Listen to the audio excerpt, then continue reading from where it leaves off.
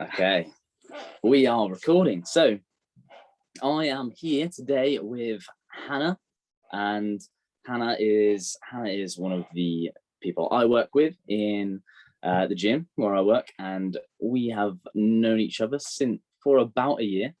We've met maybe in August or September, I think August last year in 2020, just at the end of or coming out of lockdown, so maybe a little bit earlier. And this is my first ever interview. Is this your first interview ever as well, Hannah? Yeah.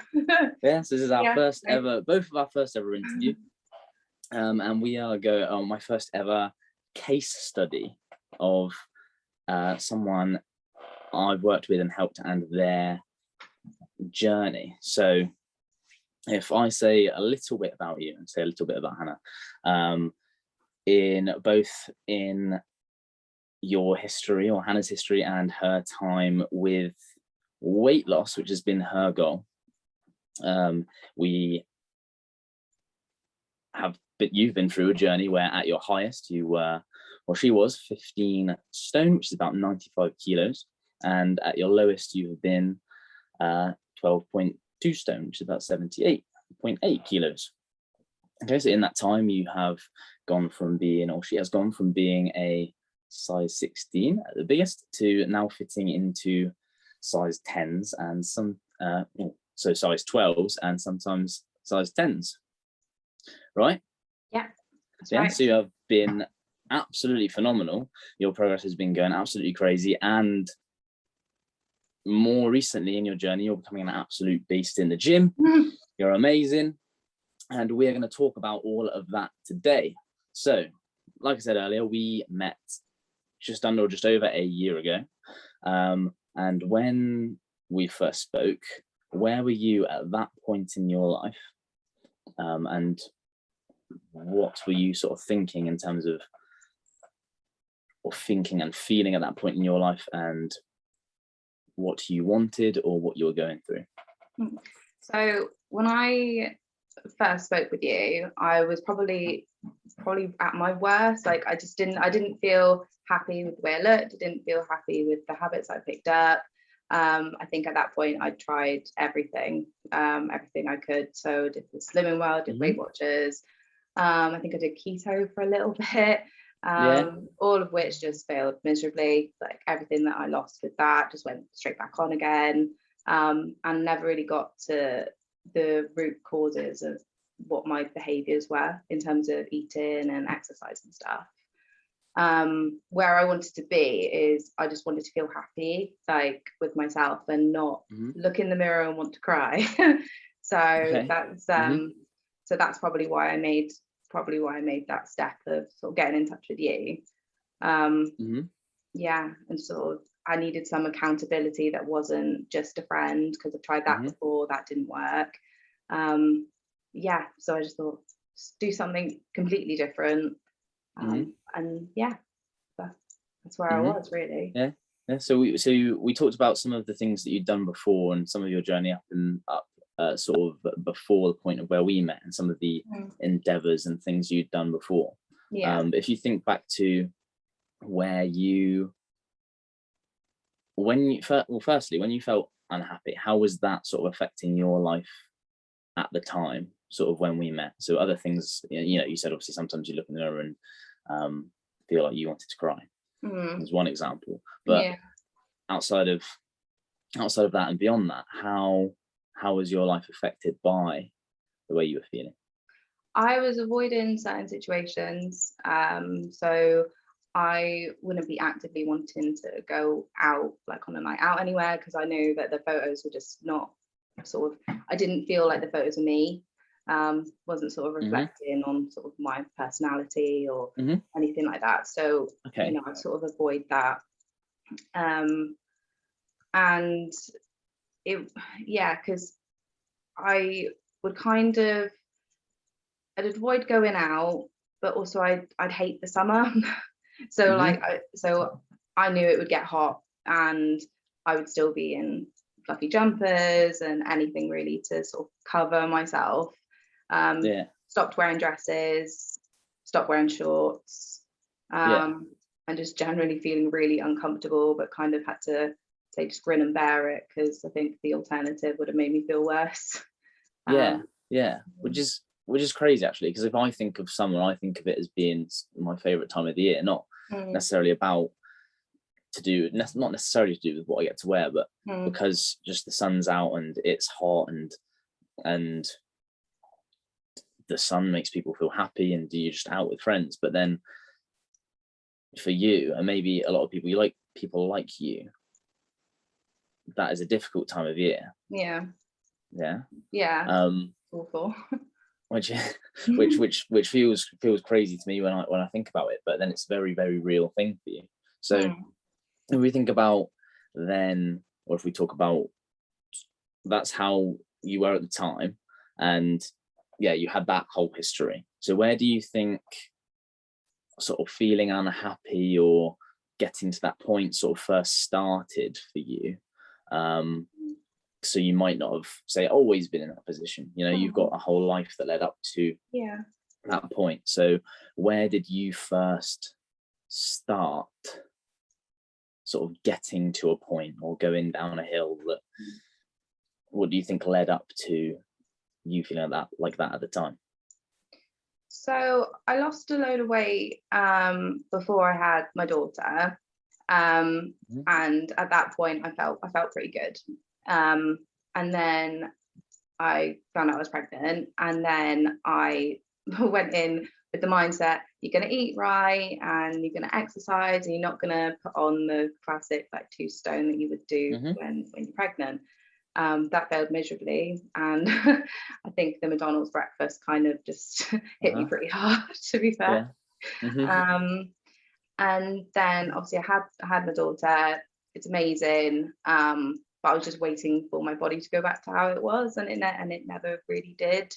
It kind of gradually got worse, and then with every new thing that I tried, so the Slimming Well, the Weight Watchers, not properly calorie counting, all those things that I tried and failed, it kind of just put me into this sort of spiral of thinking, well, nothing's gonna work, like I don't know how to fix it. And then obviously that had an impact on sort of how I felt, how I saw myself, and just thinking I'm always going to be this way, I'm always going to be the fat friend, and never really gonna be back to who I was when I was a teenager.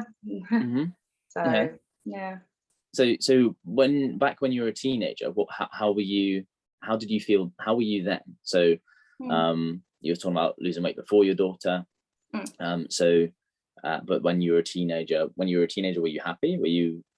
I was happy. I mean, I always felt like the fat friend anyway, but looking back on pictures of myself and in comparison to the state I got myself in before I sort of contacted you, you kind of just want to shake your past self and think you were fine. There's literally nothing wrong with you. Just imagine things can be a lot worse. But I was sort of more confident in myself, really. I sort of wear the nice clothes, wear the dresses, wear the skirts and the shorts, and not overly feel too bad about it. But I was kind of comfortable. I wasn't overly happy, but then I also wasn't in the state before I contacted you. So you becoming more unhappy or getting into that state was a thing that sort of came later in your life. And then when you were going through those endeavors, sort of things like sort of the slimming clubs you mentioned, or the diets that you tried, how did the actual doing of those things make you feel, and why? So we can sort of maybe explore what made them difficult for you. So I know exactly what happened when I tried Slimming World. Now, if someone tells me I can have an unlimited supply of something and it's being allowed on a diet, I probably tend to gorge on it a little bit too much more than I should do. So instead of having like one normal portion of pasta, it would be a massive bowl of it. And you'd kind of eat all these free foods, all these really low sin foods, and collectively looking back now, I was probably eating way more calories than I was to begin with. Okay. Weight Watchers kind of taught me a little bit more about portion control, but I was still hungry. Okay. I think some of the foods were pointed too high. So a lot of the protein stuff, I think it might have changed a little bit now, but when I did it, a lot of the protein stuff is like really highly pointed. So it takes a lot out of your day, and then you're left starving of an evening. And then it gets to a point, it's like, do you know what? Tomorrow's a new day. I'll start again tomorrow. Yeah. And then it just kind of goes on and on and on. So on that kind of idea, and then I wanted to go into sort of restriction as such as a topic. And maybe when you said you tried keto at one point, maybe that's a perfect example, because that's restricting a whole food group, which is sugar and carbs. So were there times, or the times when you try these things and restriction of something has been a big part of it? Yeah. How did it feel restricting foods for you? I think when someone tells me I can't have something, I kind of want it more. So I've never been one to do well on no carbs or low carbs. I get really grumpy. I'm just not full. And then that in turn has a effect on my mood. It just doesn't work for me, because I'll kind of slip a little bit here and there. The thing with keto though, like scientifically, it wouldn't have worked if I had all those carbs, but it just made me feel really sick. It's like just too, so I was having like creamy stuff. I think they've said to have cream in my coffee and stuff. I just couldn't stomach it. Yeah. I just couldn't do it. Okay. You said they. So who or where were you finding out about keto? The internet. Just the internet. Just the internet. Like Pinterest. All the social media stuff. I kept following keto Instagram pages, and pinning all the keto recipes from Pinterest and just trying them out. And you see all these sort of fact sheets that are on there, but they're just someone who's kind of collated all these things that they've typed up just onto a screen, and people think it's legit. But what made you feel like keto would work for you when you first heard about it or saw it, or did someone tell you about it, or did you see? So somebody I know did keto, and they did amazing with it, to be fair. They lost quite a lot, and they looked amazing. Again, I had tried everything, so I was like, I haven't tried that, so I'll just give that a go. But it just wasn't for me at all. So and I think with a lot of things, maybe while the fundamentals of weight loss, which is always calories, and calories that you eat and calories that you lose, while they're always going to be the same for everyone, because that's just science, as we know, and you know now, to lose weight you have to eat less calories than you burn. And to gain weight you would have to eat more calories than you're burning. But different methods for different people, or different methods work for different people, right? And that was obviously something that didn't work for you. Do you think when you're looking on the internet and you have sort of friends and people that this does work for, do you think for a lot of people maybe like you, these internet trends, what's your thought on them? Do you think trends that you see on the internet are kind of dangerous, or do you think they educate people in the right way, or what's your opinion right now? Right now, I don't think they're helpful. I don't think they're a long-term solution, and it's not something that can easily be maintained. I think you've got to be a certain type of person to really stick with it. But it doesn't really teach you about a relationship with food. So now I don't allow myself to say that there is a bad food. I don't feel guilty about eating a food that would be considered bad, or bad for you, or anything like that. Like, I will enjoy it, but also be mindful about sort of the calorie content in it. But I'm enjoying life. I'm not saying I can't have something. If I really want some chocolate, then I will have some chocolate. Yeah. And So I've been doing that throughout, and it's not affected sort of my progress and stuff. So, you know, it's very much about sort of trusting the process, really. And the evidence is there. It's you know, so I'm not ever gonna say I can't have something. The only time I'll say I won't have something is if I genuinely just don't like it. So that was something. So no bad foods and calories and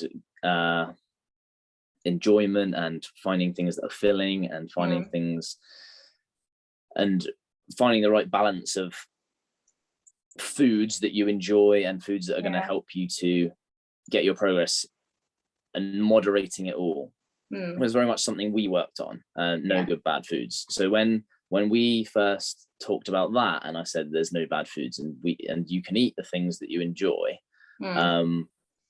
what were you thinking at that point? I thought you were talking rubbish, to be fair. Okay. I think because of everything that I've been taught is that these things are bad for you. This is like years and years of sort of conditioning that, you know, pizza is bad for you, chocolate is bad for you, you should be eating this instead of this. That's hard to unlearn, but I trusted you, so I just kind of just allowed myself to do that. So when I said that, and when we talked about it, and maybe it's to do with sort of the communication at the time or the way we've done it or what, but why did you trust me then when I said that? Because I've seen that, you know, I've seen that you've worked with like lots of people, and especially like a person that I know.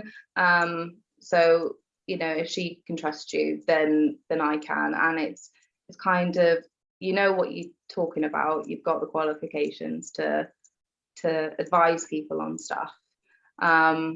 And you know, you're not overweight yourself. So it's just, you know what you're talking about. So I just kind of just trusted you, as you know, just gotta, with it. Yeah, especially there's a financial aspect to it as well. You know, if I'm gonna sort of pay for a personal trainer who's gonna advise me all these things and I don't go with that advice, then I'm wasting my money. Do you know what I mean? Like, you know, well, I need to go with it to fully get everything out of it. So when we first talked about that, and you thought that was you thought I was talking rubbish. So but you decided to trust me. At what point, how long did it take then for you, or at what point were you able to start going, okay, this is working, and starting to understand it? I think after a few weeks, you know, I kind of stuck with it for a few weeks, like religiously. And when we say, sorry, just before we go on that, so stuck to that, you mean we set a calorie target, right? Yeah. And we said you can eat essentially whatever you want calories wise, as long as it comes into this target, and that's okay. Maybe we'll talk a bit about how we structure that in a second. But you mean you stuck to the target religiously? So I stuck to the target. I stuck to the steps. I was walking a lot more, and it's like I didn't really sort of change much of what I was eating. It was kind of, I just wanted to ensure like it would all fit within that calorie target. And some of that included eating a chocolate bar, or, you know, having a packet of crisps or something like that. And, you know, I lost some weight, and then I lost the measurements. And I think the measurements kind of shook me more than the weight did. So this works. I'm going to switch it up a bit, maybe swap out a few foods just out of choice, rather than saying I can't have something, or have something a little bit less often. And then the results kind of just spoke for themselves at that point. Right. So your diet at that point was made up of things that you enjoy, and then I guess from what we talked about there, what were the other things that were important? It was important that, say, you felt full, right? You felt full. You had to feel satisfied. You had to feel like your diet was something you were able to enjoy, which is why we had those foods. So do you think foods that you used to keep yourself full. Examples like what did you use to make sure you kept yourself full, and to get the nutrition element as well as the enjoyment element? So it would be mainly the protein during those like first few weeks, because you gave me a protein target as well, that I had to hit. So I was more conscious about looking for foods that had higher protein in them, knowing that they are actually going to keep me full. Because I did initially have this idea in my head that if you ate too much protein, you would gain too much weight. Oh yeah, I'd actually forgotten, but now you said that, I remember that now. And I was so stuck with that as well, and that you know, it was difficult to switch that up. It was difficult to change it or challenge it. But yeah, so it was either that and carbs, so like pasta and rice and you know, bread. You know, so yeah. Cool. Yeah. So then it started to work. Which was then fantastic. So how long did it take you at that point to then sort of see your first reductions in measurements and your first bits of progress? Probably within the first week that I started seeing it going down. Okay, cool. But then I'd been in that position before where, you know, the first time you try something, you'll see really big results in the first week, and then things will sort of plateau, or things will start to go back on, and measurements will start to go back up. And so I kind of gave it to the second or third week before I started fully believing that, you know, it's working. So let's stick with it. So we had the other challenge of sticking with things. And I remember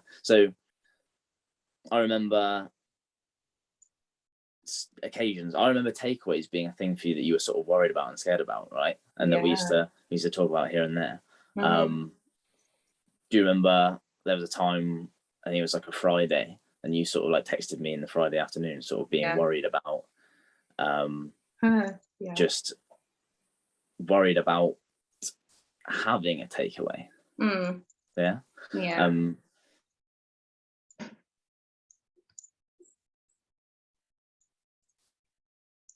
It was for you a very and then you felt like we had to get rid of them. Over the course of this most recent part of your journey, let's say the past year, 9 months, how has your relationship with takeaways, has something changed? Both in terms of how you have them, how often you have them, but then also how you view them if you do. So I don't feel guilty if I have a takeaway. You know, it's something that I kind of relate to, like family time, or you know, you're sort of celebrating something, but it's no longer something that I order if I'm really sad, or like I used to find excuses to order them. Either just not take anything out the freezer, and then, you know, oh no, gotta order a takeaway. Or, you know, if I've just had a really crappy day, and then just trying to make myself feel better with a takeaway. But I don't do that anymore. You know, don't get me wrong, I love takeaway. Love takeaway. But it's not as often anymore. And especially if I go out for dinner, I will be more conscious about the choices that I make. So now you can still have them, but you only have them for the right reasons, which is amazing, right? Because you don't have them, or you don't have a takeaway because you feel emotional, or because you're trying to fix or soothe something.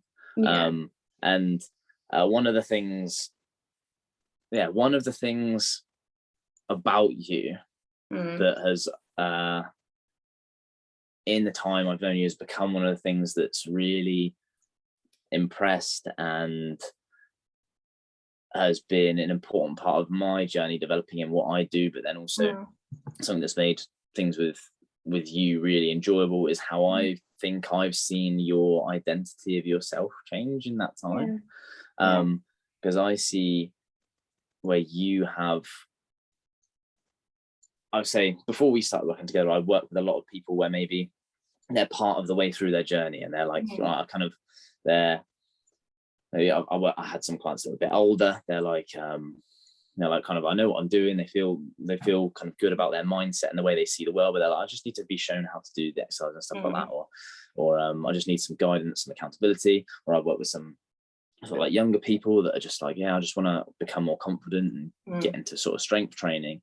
And then with you, I had sort of like this weight loss challenge where it was about, you were kind of very much, I've tried everything, I don't know what to do. Almost like first base, phase one. And I've seen the way you see the world and the way you identify yourself as a person and the way you actually just behave and do things change, which has been amazing to witness and be a part of, which then also I think training has a big part of that as well. Yeah. So we talk about your training. We've talked about sort of like your dieting and fad diets and clubs and so on. Yeah. Before we ever knew each other, whether it's when you're a teenager or when you were a young adult or just before we started working together, how did you exercise? How much did you exercise? Why did you exercise? Yeah. So I used to go to the gym with my brother. That's how it all started. I used to go running with my brother. We'd run around Central Park, and I'd be able to run quite far. Not so much anymore, but I used to be able to run quite far.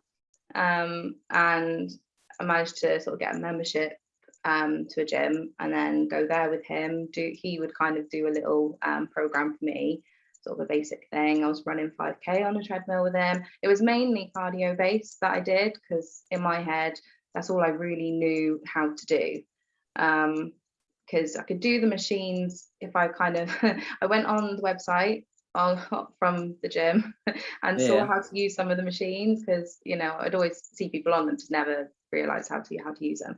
So I'd have to go on there first and then build up the confidence to be able to use the weights machines in the gym. But I'd never touched the free weights ever.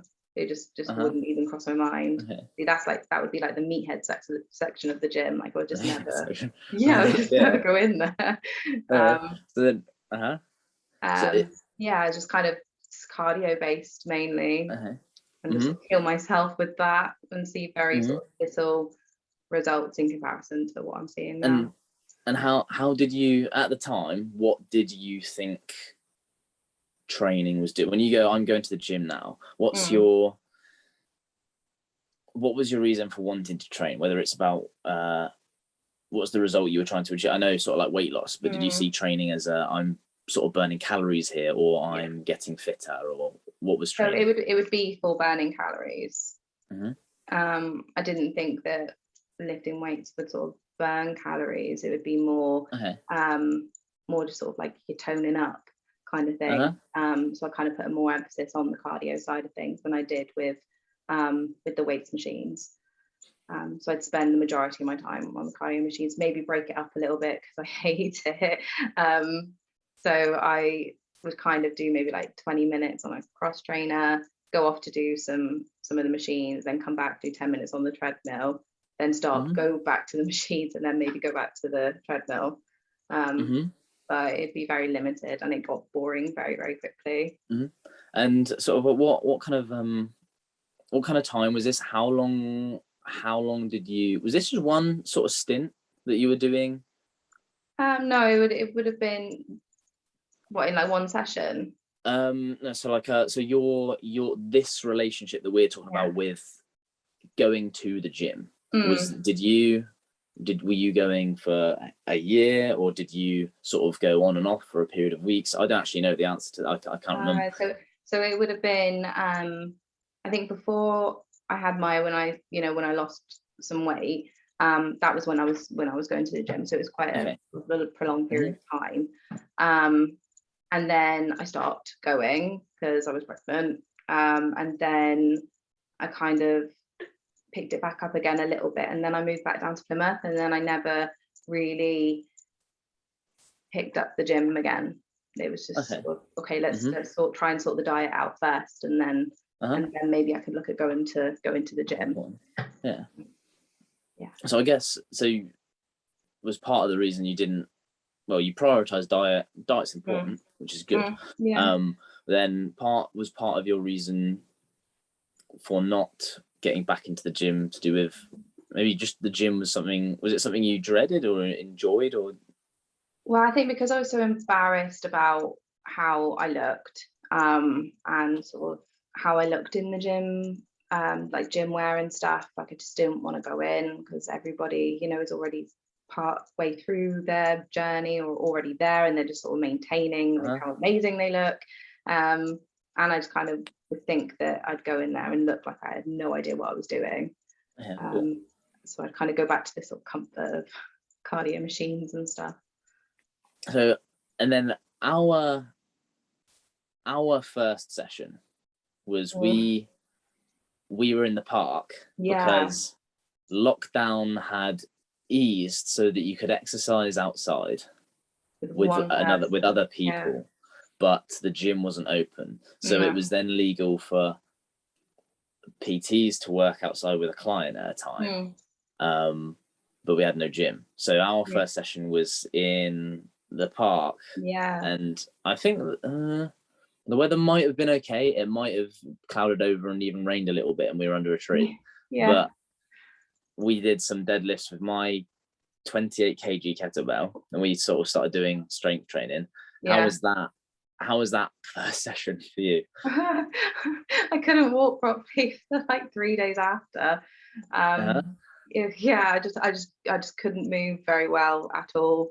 My muscles were in so much pain. I've never felt pain like it, but it was kind of showed me how inactive I actually was. Everything just felt really heavy. It was really difficult, but I loved it. It was, I just felt like this is something that I would really, really enjoy. Pain aside. And then how did you feel at that point, sort of knowing we were going into starting strength training as a thing? I was excited because that was something that I identified at the beginning, that's what I want to learn how to do. And especially going into that sort of, I call it the meathead section, going into the free weight section, with all the free weights and the bars and the squat racks and, doing all the deadlifts and stuff in the gym, is something that I wouldn't have been able to learn on my own. I wouldn't have the confidence to be able to learn on my own. So it was really good having somebody there with me, sort of who does this stuff day in, day out, who will teach me how to do it properly. And then, I won't have that fear of going into the gym, picking up a bar and everybody looking at me as if I'm, like, what is she doing? And then end up on like gym fails, like gym fails online. On some Instagram video. So do you think the fact that we started in a park, did that help you at all, or would you have been just as comfortable starting in the gym?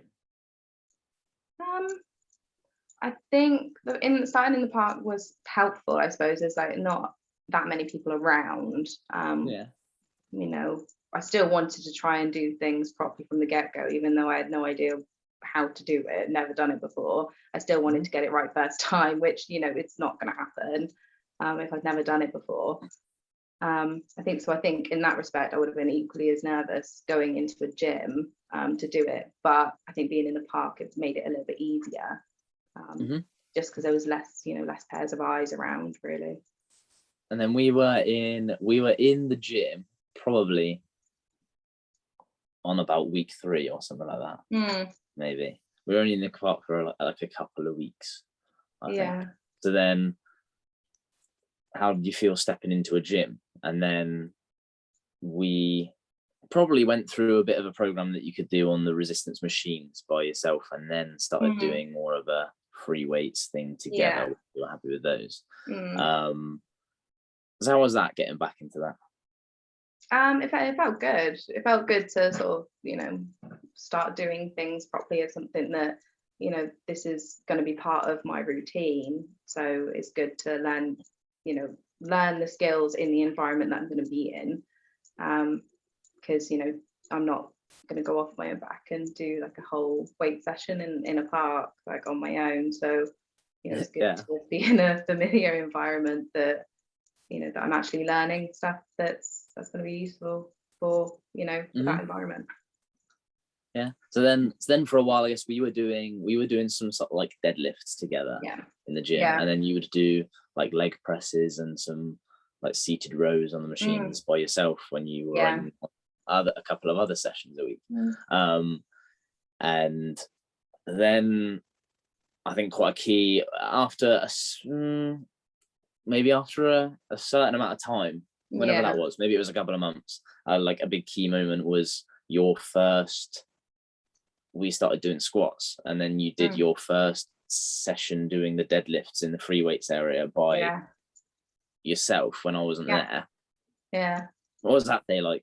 Tell me about that day. I was really, really nervous, but I just kind of was like, well, let's just do it. Just sort of face my fear, really, and just ignore that little voice in your head telling you to run away. Just, you know, this is how you're going to get to your goal. So just sort of man up a little bit and just, you know, go in, ignore everybody, put the blinkers on, and then just do it. So I felt amazing coming out of it.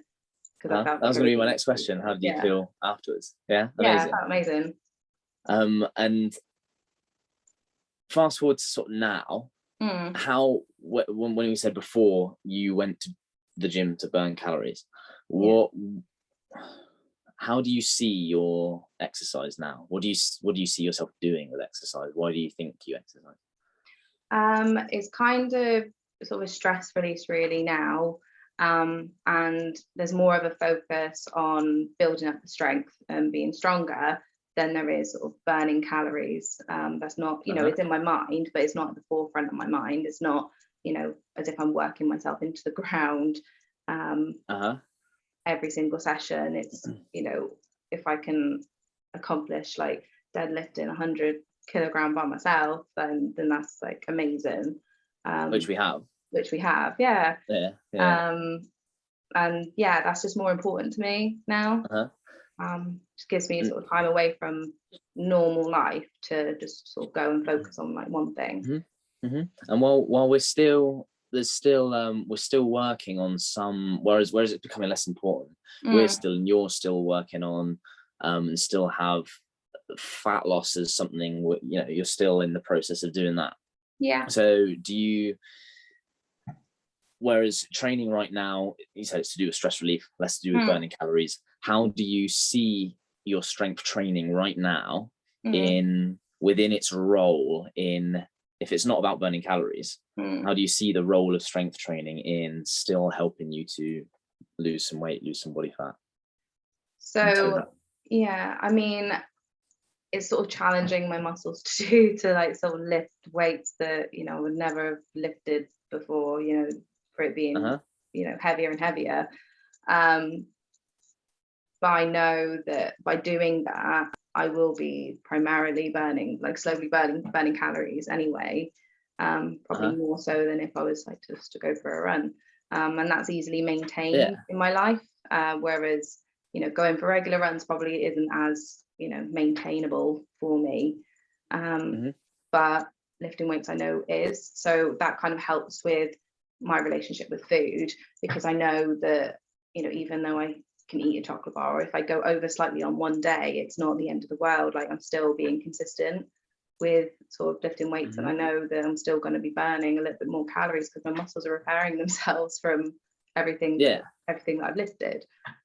So I think because what I'm getting out there, I think what is good for, or something a lot of people will benefit from sort of understanding is, yes, with our sort of like weight sessions, you get not just the calories you sort of burn in that weight session, but then in the calories you'll burn in for a few days afterwards,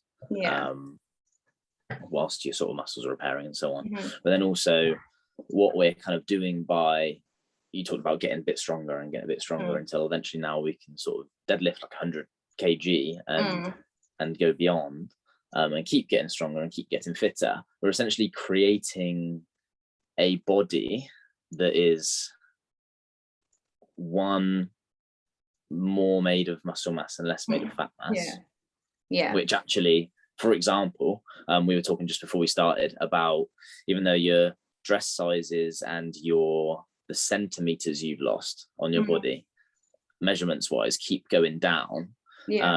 Now your sort of weight as such sometimes goes up and it sometimes goes down. And even recently, when your weight has gone up at a certain time, the actual size of your body has gone down because of the difference between muscle and fat, which is then amazing, and hopefully changing the way you start to see what weight really means. But then also, in doing so, we are creating for you, or you're creating a body that sort of burns more calories generally at a natural state, which means, like you say, in time you're creating a body that burns more calories, which means you can comfortably eat more calories. And then sometimes when you sort of go, you enjoy yourself or go over a little bit on your calorie target, you are okay with that. Right? I don't feel guilty about it anymore. Yeah, which is good. And recently you've been starting to enjoy things a bit more, right? You've been on, obviously we're in the UK and opening up more post pandemic now, so you've been able to go to some like parties, and you've been sort of out for drinks a couple of times. You got your cider festival coming up, which I'm very excited about. So you're starting to be able to enjoy food now more, right? And drink and not feel bad about it. So your relationship is changing, right? For the better, I guess, which 100%. And how, where am I going with this? So your relationship with food is changing, and relationship with drink is changing. So how do you feel, or where do you see this then now continuing sort of into in the future? Where do you see sort of what's next now as well? I see myself getting even like stronger in the gym. I see measurements still going down. Weight will eventually go down. I'm not overly emotionally attached to my weight anymore, as it used to be.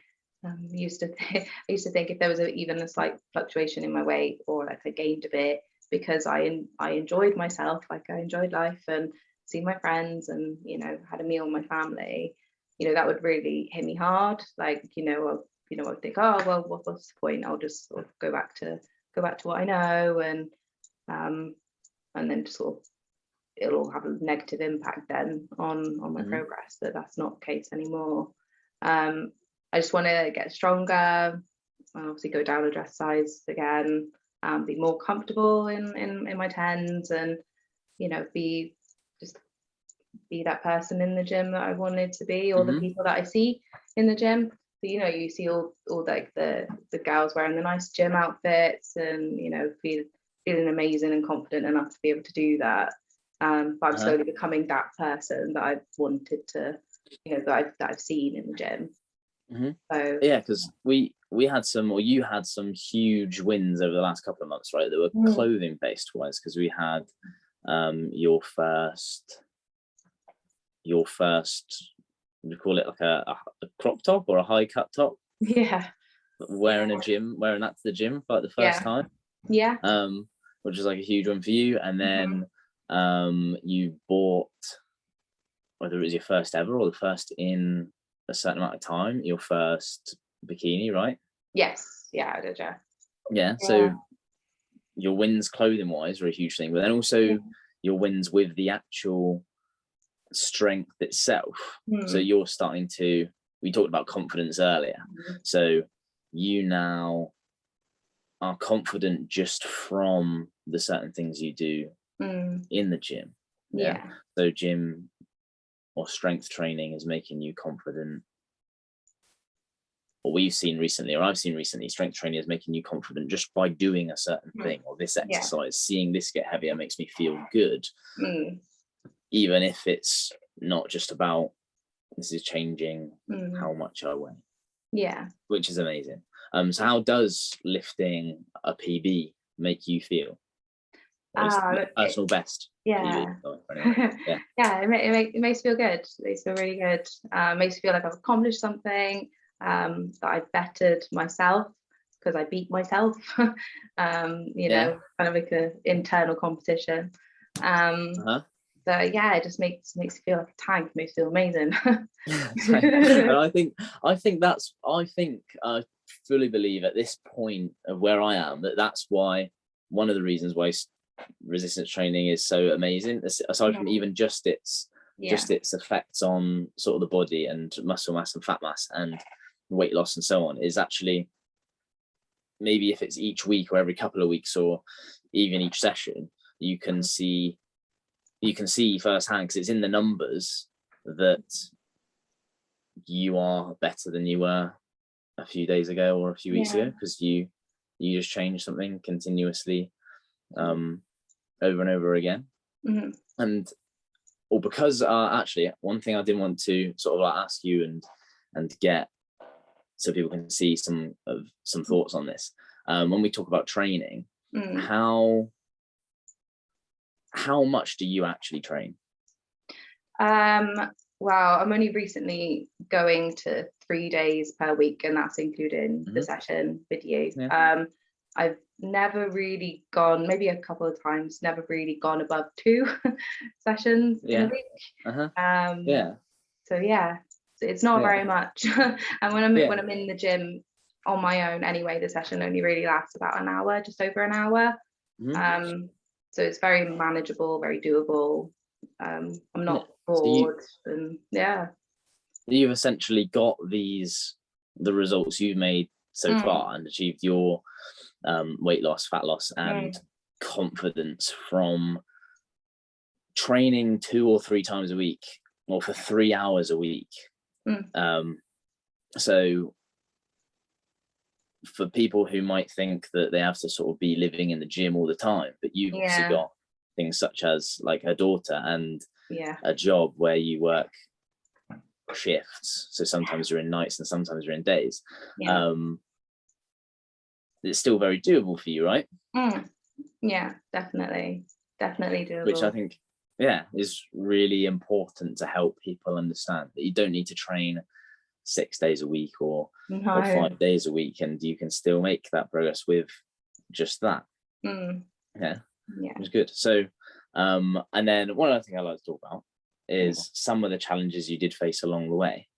So what might be some of your challenges, if you think some of the things that you found hard? I would probably say sort of relearning how to sort of manage my relationship with food. That's probably like the biggest challenge of them all, because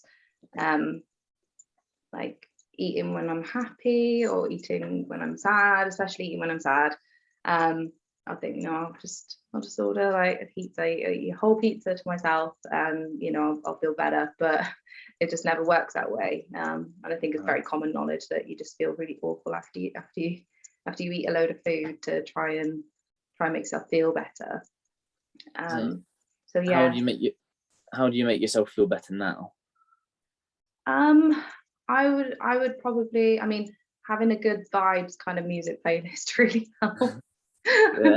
Yes, kind of like just bring yourself out of the funk. But that helps, like sort of spending time with family, that really helps. Sort of distraction, like getting out of the house, getting some fresh air, that helps. Going to the gym, that helps. And it's, I think it helps because you're doing something productive, and you're doing something that will sort of better your goals in the long run.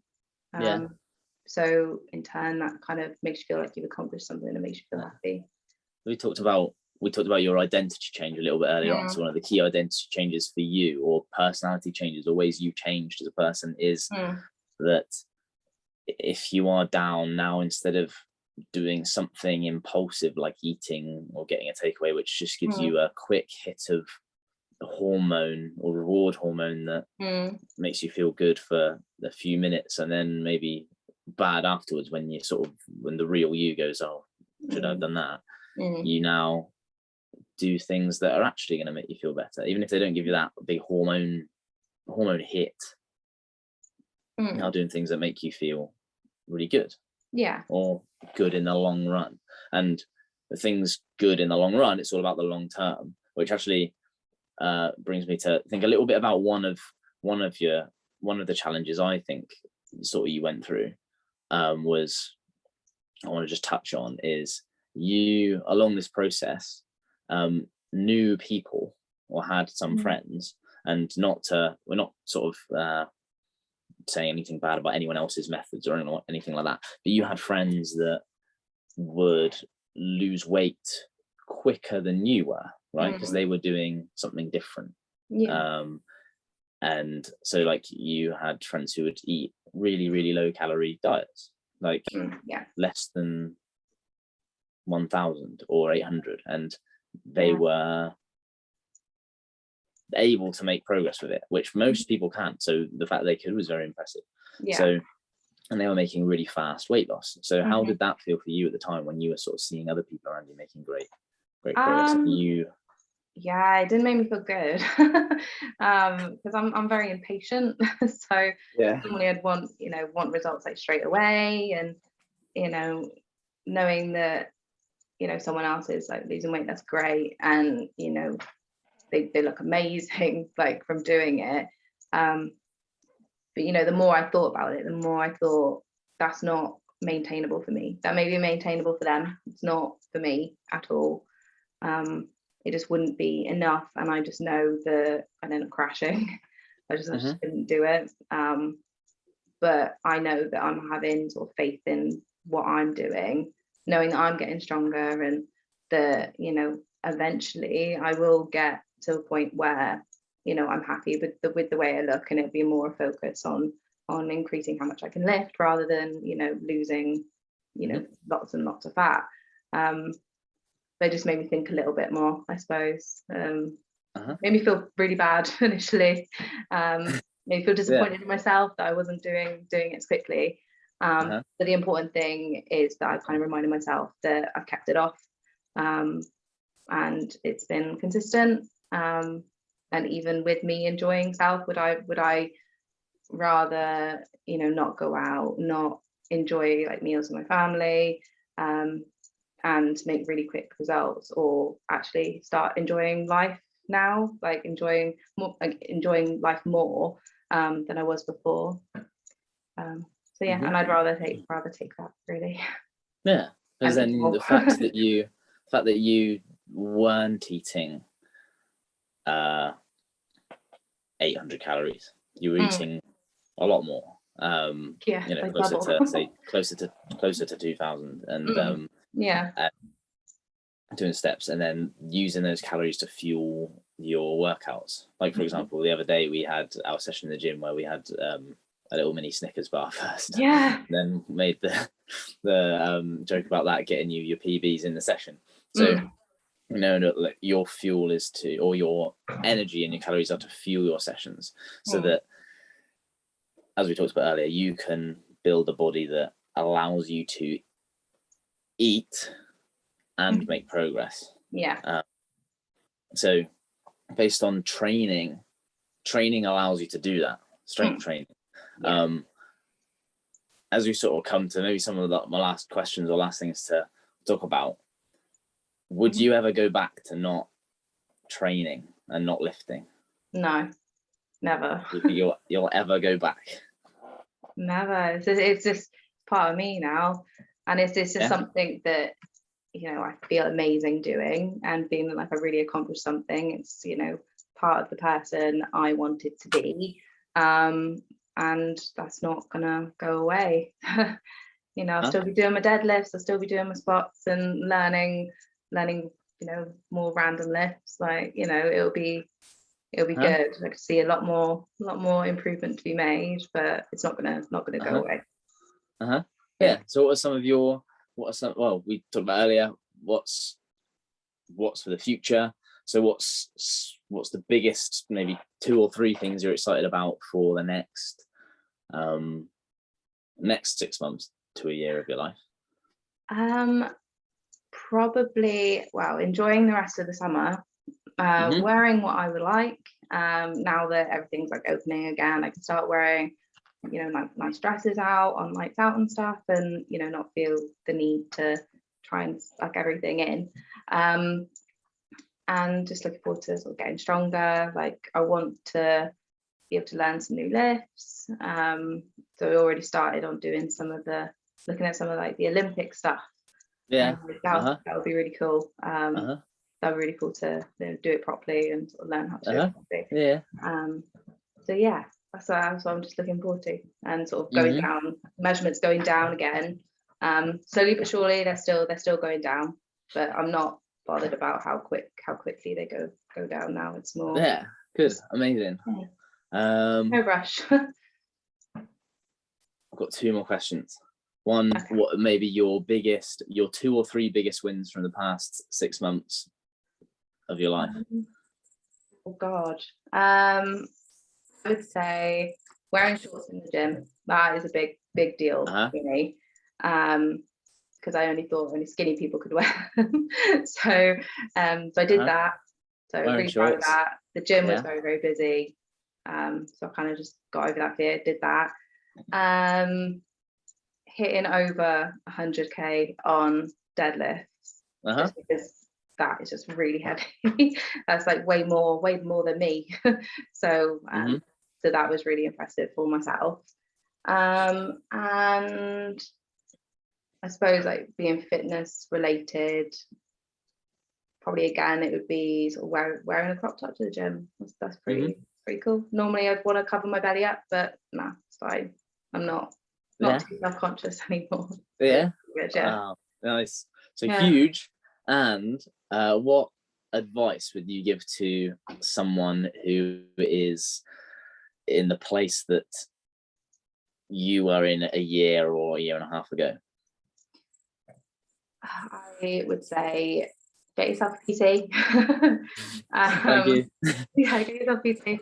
Honestly, changed my complete outlook on how I see myself. Yeah, changed my relationship with food for the better, and just sort of trust the process, and it'll be money well spent. And then advice for them on how they actually, let's say they want to, if they were to do it by themselves, but they just they start going to the gym, they start doing something with their diet. Yeah. What would be your biggest pieces of advice there, or how to manage their expectations, or what they should do? Just sort of trust the process. Don't expect really quick results really, really quickly. Be patient. Be very patient. As difficult as it is, just be really, really patient. And don't give up. Yeah, don't give up. It's gonna be up and down every so often, but don't beat yourself up about it. You're thinking about the long-term goals and changing lifetime habits, not just to lose a bit of weight and go back to how things were. And don't be scared of people in the gym. Don't be scared of people. Don't be scared of people in the gym. You got to start somewhere, and I'm sure you will get to that point where you are that person that you're looking at to be, who is in the gym lifting weights. So you'll get there. Nice, amazing. Thank you for coming. Thank you for doing this. Yeah, that was amazing. I think that's it. Yeah, that's it. Okay. So well done. Thank you. I will stop the recording. Cool.